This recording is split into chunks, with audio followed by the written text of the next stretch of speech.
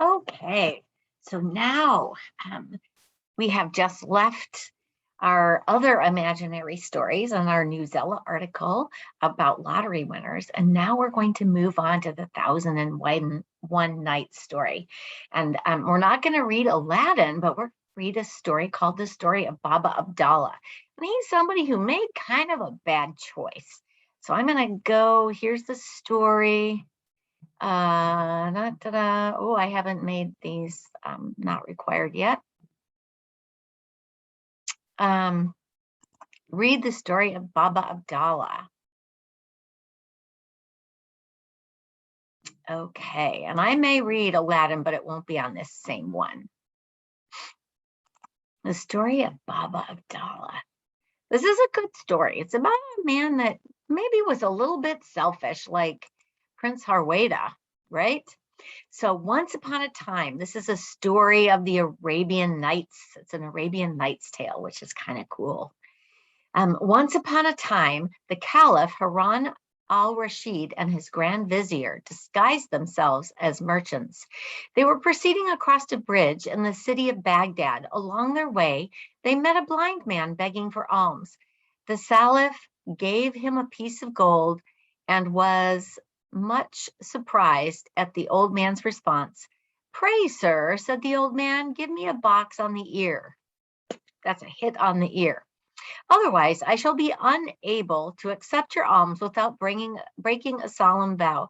And I think that's actually a caliph, so I mispronounced that. And we're going to have to do a lot of vocab and context here because we may not know all of these words because they're specific to Arabic countries, right? Which is not here. After some hesitation, the caliph obeyed this strange request and gave the old man a very slight blow, and then continued on his walk. When they had gone away a little way, the caliph said to the vizier, "Return and tell that blind man to come to my palace tomorrow at the hour of the afternoon prayer, for I will hear his story, which must be strange." The vizier hastened to obey and then resumed his walk with the caliph. The next day, the blind man appeared at the palace where he was introduced into the caliph's presence by the grand vizier. He prostrated himself before the throne, and there it is, bowed face down before the throne. And when he rose up, the caliph asked him his name. The blind man answered that it was Baba Abdalla. "Baba Abdalla," said the caliph, "tell me why you require those who give you alms to give you also a box on the ear." So I'm wondering if someone's giving me alms. He was a blind man begging for alms over here on the other side. The caliph threw him a piece of gold. So I'm looking at this and I'm thinking alms must be money, right? So those who give you alms to give you a box on the ear. The blind man, having bowed low, replied, "Sir, I will tell you, and you will see that this action is but a slight penance for a great crime of which I am guilty." And then he went on to tell his story. "I was born in Baghdad." Isn't that where Aladdin? That's the setting of Aladdin, isn't it? "I was born in Baghdad at an early age. I found myself in possession of a considerable wealth. Soon I began to trade with all the cities in the land. One of my journeys led me to Basra, when I was returning with my unladen camels, I met a dervish with whom I sat down to eat. During the meal, the dervish told me that he knew of a spot close by where there were such immense riches that if all my 80 camels were loaded with gold and jewels from it, nothing would be missed there. I was delighted by what I heard, and I begged the dervish to conduct me to the spot, whereupon he replied, "I am ready to conduct you to the place where the treasure lies. We will load your 80 camels with jewels and gold, but only once they are loaded, you will let me have one half, and you will be content with the other half. After that, we will separate and take our camels where we may think fit. You see, this is an entirely fair division, for if you give me 40 camels, you will procure by my help enough to purchase thousands. Although avarice made me unwilling, Greed. Oh, although greed made me unwilling to give up so much, I had no choice but to accept the terms of the dervish offered. As soon as he heard my decision, he led me to the place.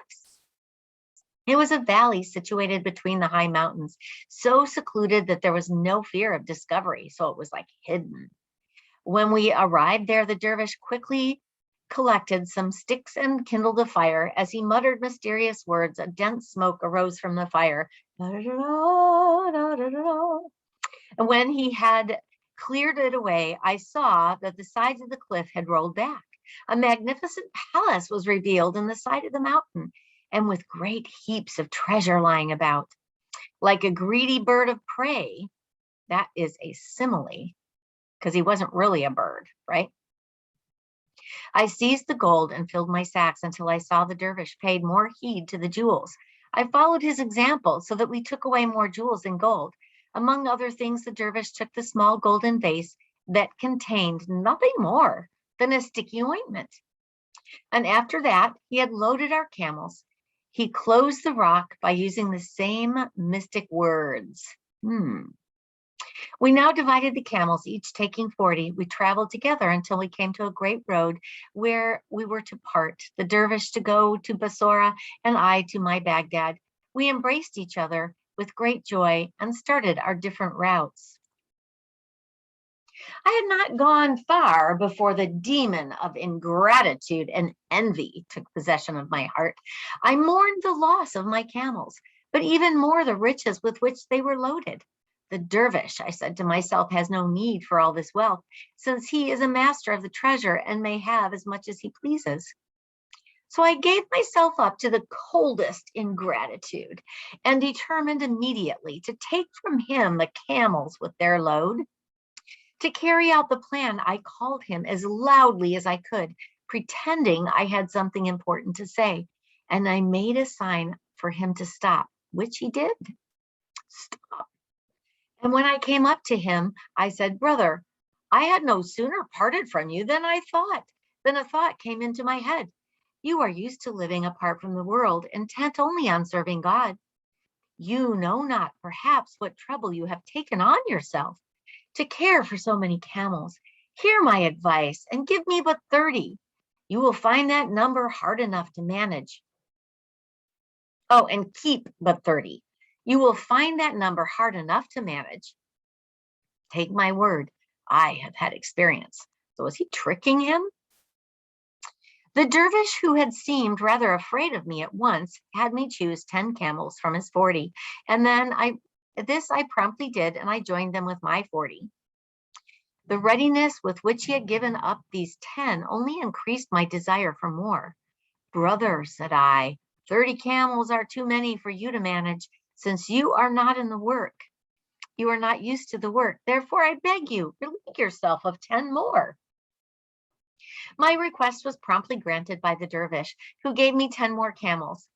He now had 20 left, and I was master of 60, and might boast of greater riches than a sovereign prince. Anyone would have thought that I would be content, but I only became greedier and more desirous of the other 20 camels. I pleaded even more strongly in order to make the dervish grant me 10 of his remaining 20 camels, which he did with good grace. And as to the 10 he had left, I embraced him and kissed his feet and begged him not to refuse me at length he crowned my joy by giving them to me also. I think he is messing with that dervish, don't you? And then into my head came the thought of that little vase the dervish had shown me, probably containing something more precious than all the riches I had. I longed to possess it. So I said, "What will you do with that little vase of ointment? It seems such a trifle. It is not worth carrying away. Will you not make me a present of it?" What use has a dervish who has renounced all the vanities of the world for perfumes and scented ointments? Would to heaven that he refused me that vase. But if he had, I was stronger than he, and I would have taken it from him by force. Oh my. That would be a negative connotation, wouldn't it? That's not very nice. The dervish readily pulled it out of his robe and presented it to me with the best grace in the world, saying, "Here, take it, brother, and be content. If I can do more for you, you only need but to ask." When I had the vase in my hand, I opened it and said to him, "Since you are so good, I am sure you will not refuse a favor of telling me that the special use for this ointment." "The use is very surprising and wonderful," replied the dervish. "By applying a little of it around the left eye, you can see all the treasures contained in the earth. But if you apply it to the right eye, you will become blind." Oh, I think there was foreshadowing at the beginning, because remember, he was blind. At my request, the dervish applied the ointment to my left eye, and I found that he had indeed spoken truly. I saw the vast riches and longed to grasp them all. And then I bade him to put some on my right eye. "Pray remember," said the dervish, "that you will immediately become blind." Far from persuading that the dervish was telling the truth, I imagine that he was trying to hide some mystery from me. "Brother," I replied, smiling, "I see plainly you wish to mislead me. It is not natural that this ointment should have two very contrary effects. The matter is as I tell you," replied the dervish. "You ought to believe me, for I cannot conceal the truth." I would not believe that dervish, although he spoke like an honest man. My great desire to possess all the treasures in the world had such an effect on me that I would not heed his warnings. I could not believe his words, which were, however, all but true. As I soon found out. See, he's getting the ointment rubbed on his right eye now. Since the ointment, by being applied to his left eye, had the power to show me all the treasures of the earth, I was sure that by being applied to the right, it might have the power of giving me treasures into my hands. Possessed with this thought, I urged the dervish to apply the ointment to the right eye. "Brother," said he, "after I have done you so much service, I cannot do you such great injury. Consider what a misfortune it is to be deprived of one's eyesight. Do not force me to do a thing which you will be sorry for all your life." I persisted, however, and said in strong terms, "Brother, lay aside all your objections. You have granted me all that I have asked hitherto. Would you have me go away dissatisfied without a thing of so little consequence? Grant me, I pray you, this last favor. Whatever happens, I will not lay blame on you, but will take it upon myself alone." The dervish, having made all the resistance possible, finally took a little of the fatal ointment and applied it to my right eye. Then, alas, I immediately became blind, as you can see me now. "Ah, dervish," I exclaimed in agony, "what you warned me of proved too true. Fatal curiosity," added I, foolish desire of riches, into what depth of misery have they cast me? But you, dear brother, who are so charitable and good, among your wonderful secrets, have you not one that will restore my sight?" "Miserable wretch," answered the dervish, "if you had only heeded my advice, you would have avoided this misfortune. But now you have what you deserve. The blindness of your mind was the cause of the loss of your eyes. Pray to God, therefore, to restore your eyesight. He gave you riches which you were unworthy, and on that account he takes them from you again, and by my hands he will give them to men not so ungrateful as you are." Dervish left me to myself, overcome with despair. He had collected my camels, and he drove them away and continued on the road to Basora. Thus deprived of sight and all I had in the world, I should have died with affliction and hunger. With the very next day, a caravan that had not Thus deprived of sight and all I had in the world, I should have died with all the affliction and hunger, if the next day a caravan had not received me charitably and brought me back to Baghdad. And so I was reduced to beggary, and as a punishment for my offense, I now ask every person who gives me alms to give me also a box on the ear. This is the explanation of what seemed so strange to your majesty yesterday. I ask you to pardon once more and to submit to whatever punishment I deserve. Baba Abdallah, replied the caliph, you may cease to beg publicly, and to show my appreciation of your remorse and your approval of the punishment you have inflicted on yourself, I order my grand vizier to pay you daily hereafter 4 pieces of silver money.